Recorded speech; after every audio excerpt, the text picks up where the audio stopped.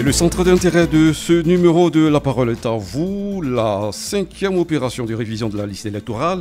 Elle démarre le 19 novembre prochain. 7000 équipes seront déployées sur l'ensemble du territoire national et à l'étranger. L'une des innovations de cette révision sur la liste électorale est l'utilisation du numérique pour les changements de lieu de vote qui, elle, sera lancée une semaine avant le 19 novembre. Que faut-il faire en vue d'une implication réelle des populations et une réussite parfaite de cette révision de la liste électorale? Pour nous joindre, deux numéros, 27 20 21 44 48, le 27 20 24 27 87. La parole est à vous de ce vendredi réalisé par un duo féminin, Clémence Cole et Wassa Traoré. Nous sommes ensemble pour environ 30 minutes d'échange, d'interaction. Encore bonjour et bienvenue à tous.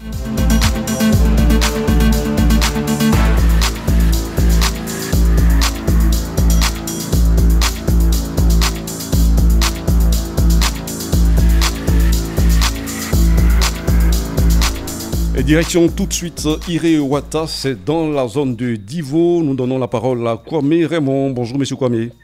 Oui, bonjour, que le Seigneur vous bénisse.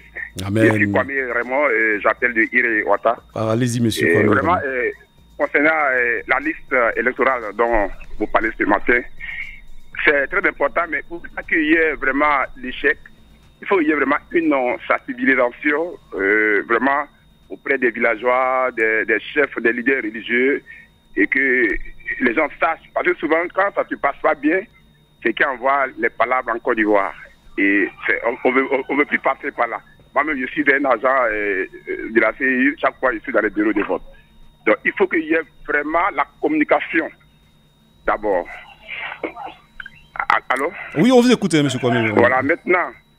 Parce qu'aujourd'hui, il y a beaucoup d'Ivoiriens qui n'ont pas de candidature. D'autres ont fait ça par négligence, d'autres n'ont pas voulu faire passer, ils n'ont pas eu d'argent. Donc l'État aussi n'est qu'à trouver aussi des moyens pour que tous ceux qui sont aussi les nouveaux électeurs aussi puissent être aussi pris en compte.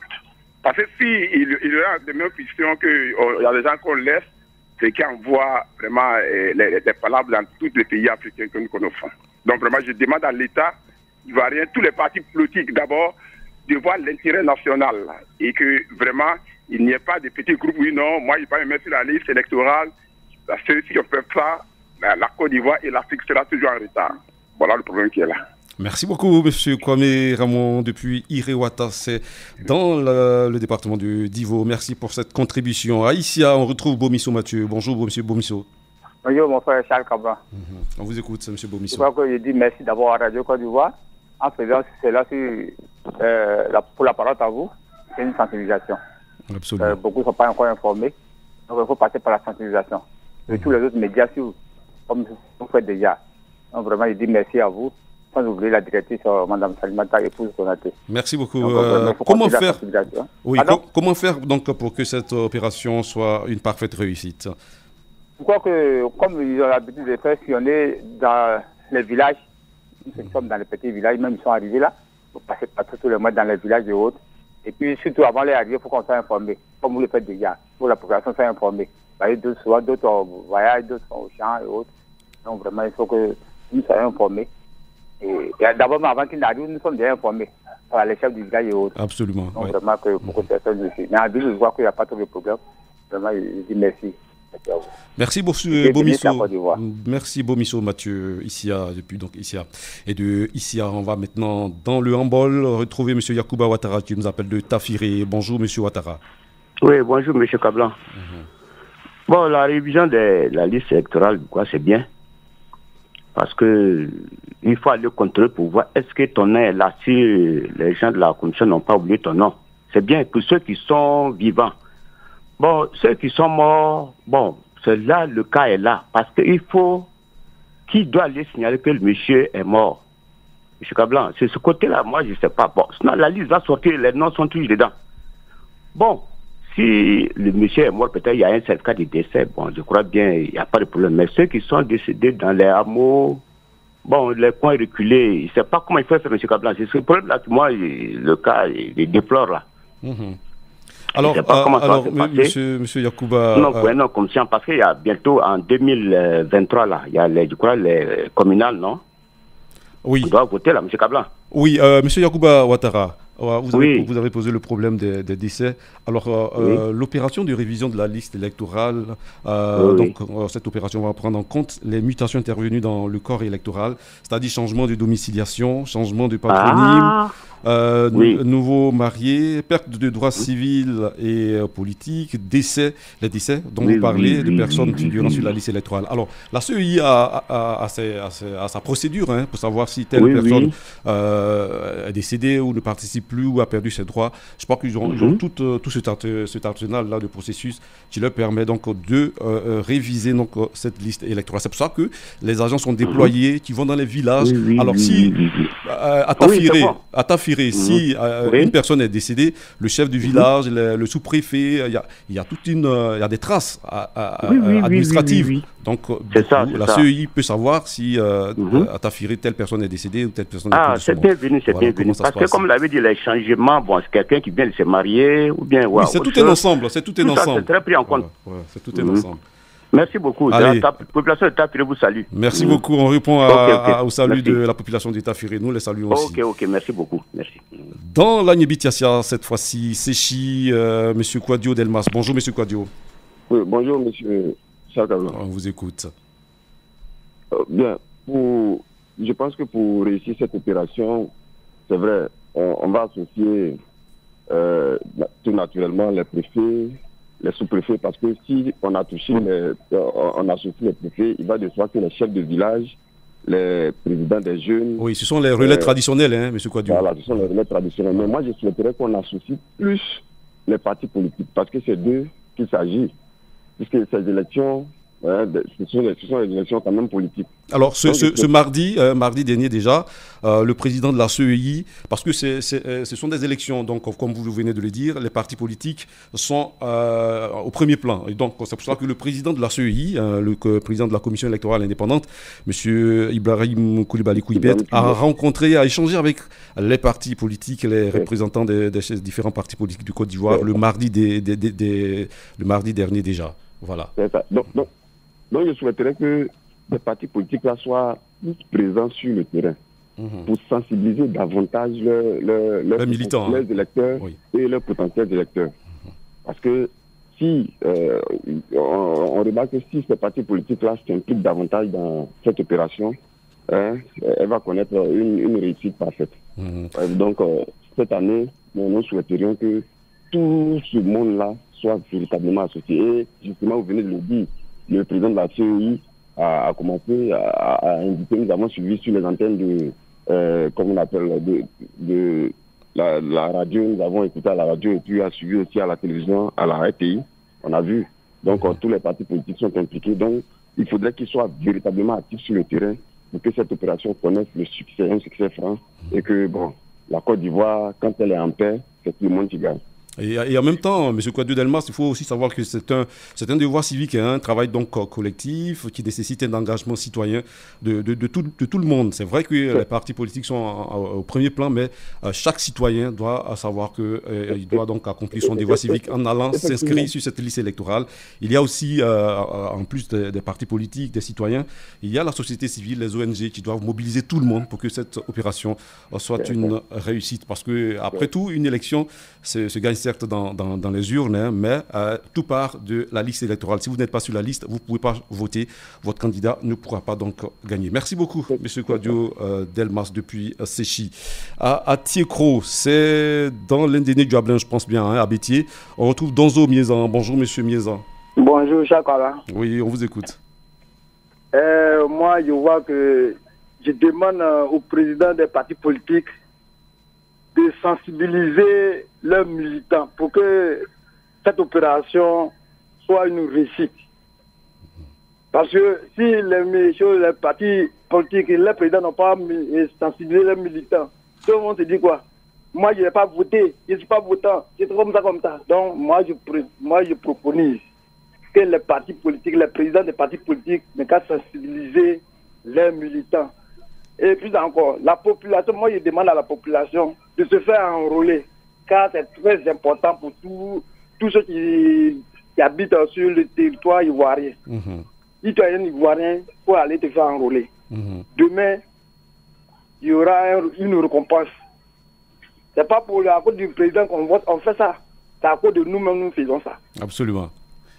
Moi, c'est ma contribution. Merci beaucoup pour cette contribution, M. Donzo Miezan, qui nous appelait de Atiekro. C'est dans le département de Bétier, dans la région de l'Indénié-Duablin. Alors, sachez, chers auditeurs, que pour cette opération de révision de la liste électorale, un total de 7000 équipes seront donc constituées et déployées sur le territoire national ainsi qu'à l'étranger pour la diaspora, pour l'enrôlement donc in situ des requérants. C'est ce qu'a annoncé donc le président de la CEI le mardi dernier lorsqu'il rencontrait les partis politiques. Et selon toujours le président de la CEI, en Côte d'Ivoire, ce sont 4200 équipes fixes en zone urbaine qui seront donc positionnées dans les lieux de vote de 2021 retenus par la commission centrale de la CEI pour constituer donc le répertoire 2022. Et à ceci s'ajoutent 2700 équipes mobiles en zone rurale à déployer donc dans les lieux de vote de 2021 proposés par les commissions électorales locales.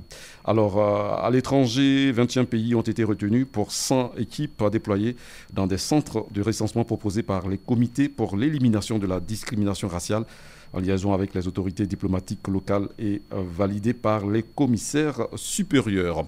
En direct, cette fois-ci, à Blot-les-15, c'est dans l'ouest. Retrouvez Konapoyi Lazare. Bonjour, monsieur Konapoyi. Bonjour, mon frère. On vous écoute. Toute la population de Blot-les-15 vous salue.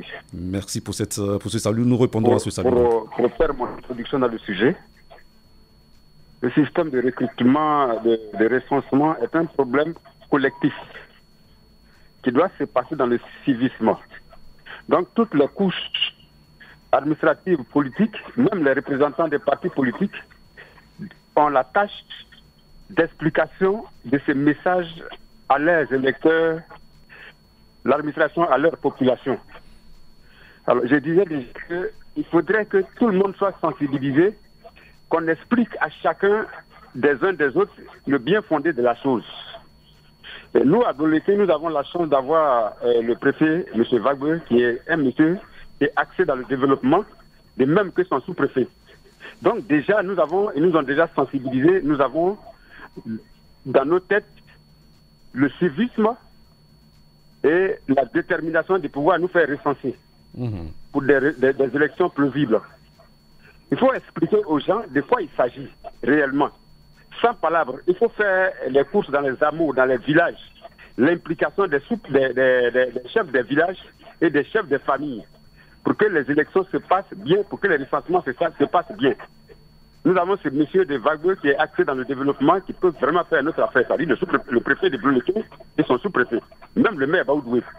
Donc nous sommes déjà avertis de pouvoir faire le recensement à Blot-les-15 sans effusion Monsieur Konapoyi. Je suis Konapoyi Lazare. Oui, vous-même, vous pouvez participer donc à cette opération de sensibilisation dans votre localité. Merci beaucoup. Je suis un agent de la mairie. Et il s'agit des élections municipales. Je suis à pied d'œuvre là-dedans. Alors pour cette cinquième opération, la CEI a innové, M. Konapoyi, avec l'introduction de l'électronique. Qu'est-ce que vous en pensez? C'est une bonne idée. C'est une bonne idée. Je rétrograde mon langage pour dire il faut permettre à ceux qui n'ont pas encore les pièces d'identité d'être pris en compte. Il y a des personnes qui, par manque de moyens, n'ont pas pu se faire enrôler pour les pièces pour pouvoir faire les pièces d'identité. Nous vivons ces cas à Blot-les-15. Et il faut que le préfet resensibilise les gens pour que les gens viennent prendre leurs pièces. Le sous-préfet, M. Niawa, il fait beaucoup de travaux pour tout ça. D'accord, mais en même temps, les citoyens aussi doivent savoir qu'ils doivent détenir une pièce d'identité. Merci beaucoup, M. Konapoyi Lazare, qui nous appelait de Blot-les-15. Alors, nous le disions à l'instant, l'une des grandes innovations de cette révision de la liste électorale, la cinquième opération, est l'enrôlement en ligne. Et selon le président de la CEI, M. Kouibiert, le recensement en ligne est réservé exclusivement aux personnes déjà inscrites sur la liste électorale qui souhaiteraient changer de lieu de vote sans se rendre physiquement dans un centre de recensement. Alors, ce recensement, cette révision en ligne, c'est seulement pour ceux les personnes déjà inscrites sur une liste électorale qui souhaitent donc changer de lieu de vote. Pour les personnes qui s'inscrivent pour la première fois, il faut aller rencontrer donc les agents de la CEI déployés sur l'ensemble du territoire. De Bleu-les-Quins, on atterrit à Saint-Fra, retrouver Tibé Michel. Bonjour Monsieur Tibé. Bonjour Monsieur Charles Kabla. On vous écoute Monsieur Tibé. C'est un devoir citoyen pour les chefs du village pour sensibiliser les gens.